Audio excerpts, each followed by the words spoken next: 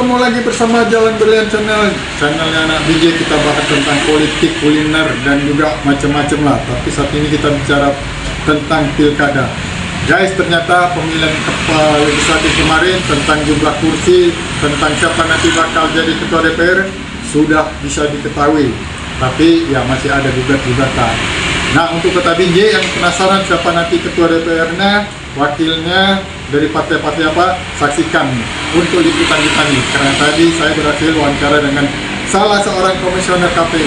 Dan juga yang menarik, bagaimana untuk pilkada pemilihan kepala daerah Kota Binjai, jalur independen dan jalur partai sampan katanya. Dan juga bagaimana anggota DPR terpilih, apakah bisa untuk main untuk calon wali kota, saksikan. Tontonnya guys, terima kasih. Untuk perolehan suara dari partai-partai politik di Kota Binjai bagaimana? Yang pertama, KPU Kota Binjai telah melakukan rekapitulasi untuk perolehan suara di Kota Binjai. Itu keseluruhan partai politik pemenang pemilu untuk DPRD Kota Binjai adalah Partai Golkar sebesar 29,33%. Yang kedua Partai Demokrat 27,34%, dan ketiga adalah PKS sebesar 19.751. Itu semua bisa dilihat oleh warga Kota Binjai, ada di media sosialnya KPU Kota Binjai, karena itu dipublikasikan. Untuk itu, terkait dengan hasil rekapitulasi tersebut, KPU Kota Binjai telah melakukan pengumuman melalui berita acara, yang mana perolehan suara tersebut menunjukkan hasil suara yang diperoleh oleh partai politik. Timbul pertanyaan, kenapa belum ditetapkan? Kan seperti itu, karena adanya gugatan di Mahkamah Konstitusi. Maka karena masih ada gugatan, maka belum bisa ditetapkan. Itu, tapi perolehannya sudah, untuk menetapkannya belum bisa karena ada gugatan di Mahkamah Konstitusi. Jadi kita menunggulah hasil dari Mahkamah Konstitusi. Tapi kalau tidak ada gugatan dari Mahkamah Konstitusi, di partai politik 3 hari setelahnya itu sudah bisa ditetapkan. Kenapa belum ditetapkan? Karena itu tadi alasan adanya gugatan sengketa di Mahkamah Konstitusi. Artinya dari salah satu peserta partai politik ada yang melakukan gugatan di Kota Binjai gitu? Iya, benar sekali. Kalau begitu dari apa gitu? Ya, tidak khusus di Kota Binjainya dia, tapi di Sumatera Utara, yaitu Partai Perindo. Jadi Partai Perindo itu menggugat seluruh hasil pemungutan suara di Sumatera Utara, baik kabupaten kota, provinsi maupun RI. Kalau dengan perolehan tadi persentasenya itu, udah bisa nggak diperkirakan kira-kira partai politik, misalnya Partai Golkar berapa jatah kursi dapat diperolehnya, atau bagaimana? Ya, kami tidak berani ya, belum bisa ya, tidak boleh, tidak boleh dan tidak berani untuk menyampaikan itu, karena apa yang saya sampaikan ini menjadi sebuah fakta hukum kan gitu kan, yang harus kita pertanggungjawabkan secara kelembagaan. Jadi mungkin ancar-ancar atau hitung-hitungan kasar atau hitung-hitungan masing-masing partai politik atau yang beredar lah di masyarakat, ya mungkin itu. Tapi kalau secara resmi dari KPU kami tidak.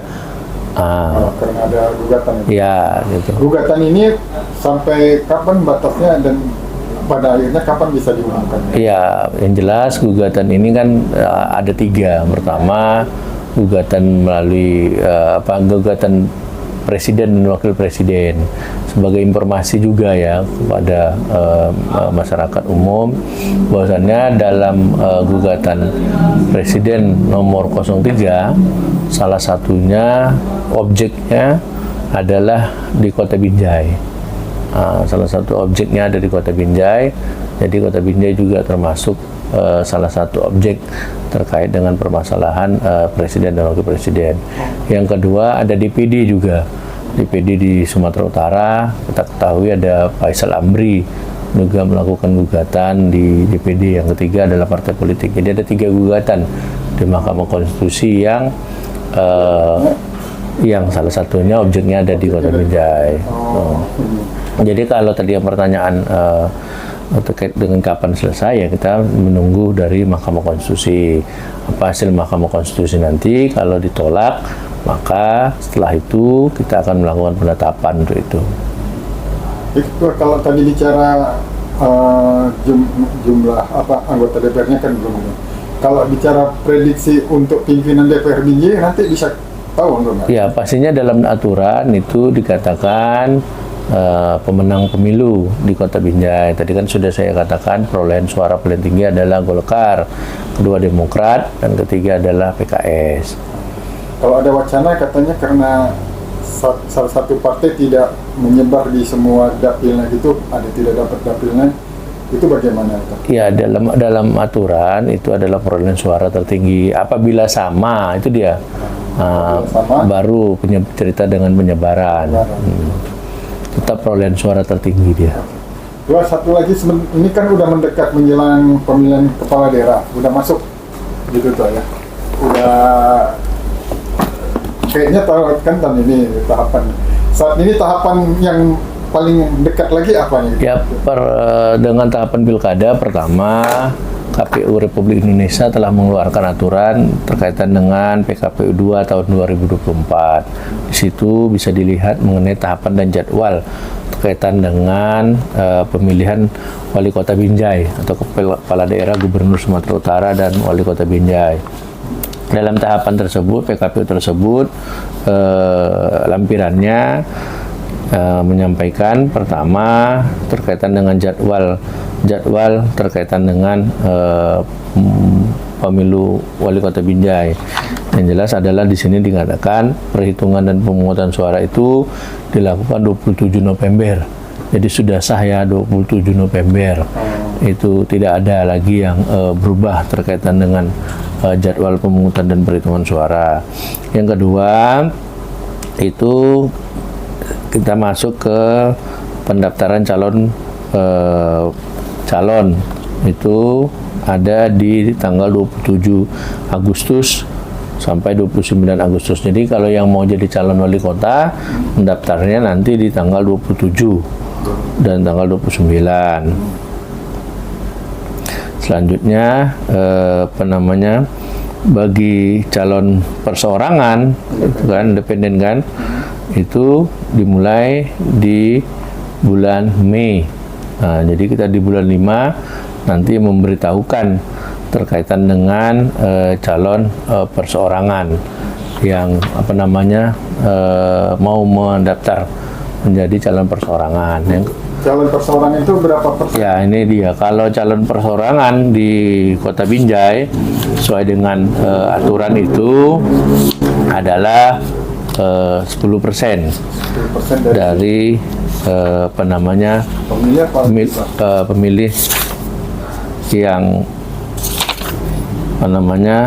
dikatakan di pasal 41 ayat 2 Undang-Undang Pemilu Kada, itu kabupaten kota dengan jumlah penduduk yang termuat dalam daftar pemilih tetap 250.000 kan gitu kan, jiwa harus didukung paling sedikit 10%, karena kita jumlah dalam DPT kita 215 ya kan, paling dekat dengan 250.000, maka 10% dari 215 tersebut artinya sekitar 21.000. Dan itu ada verifikasinya juga? Ya, itu nanti pasti setelah mendaftar nanti akan dengan KTP dan surat pernyataan. KPU juga sudah mengeluarkan formulirnya. Silakan nanti kepada calon perseorangan untuk mendaftarkan melalui KPU. Nanti kita akan melakukan verifikasi. Yang jelas kita masih menunggu tahapan pemilu kada atau pemilu serentak kepala daerah ini di launching atau diresmikan lah oleh KPU. Setelah di launching baru masuk kita tahapan-tahapan selanjutnya. Yang jelas KPU Kota Binjai siap untuk melaksanakan pelaksanaan pemilu Wali Kota Binjai ini. Oke. Yang menarik ini Ketua, salah satunya keikutsertaan anggota DPRD. Apakah mereka ini akan diberhentikan atau cuti gitu? Ya, merujuk dari putusan Mahkamah Konstitusi Republik Indonesia, saya lupa juga nomornya dan intinya dikatakan di situ tidak mengundurkan diri bagi yang menjabat untuk itu. Jadi kita sama-sama bisa lihatlah isi putusan dari Mahkamah Konstitusi tersebut. Tidak mengundurkan diri artinya cuti gitu Tuan? Ya, mungkin cuti sementara. Saya juga belum hafal, Bang, atau belum baca secara lugas dan tegas untuk itu. Soalnya itu banyak di nanti-nanti. Ya, benar sekali. Oke, Tuan, terima kasih. Terima kasih.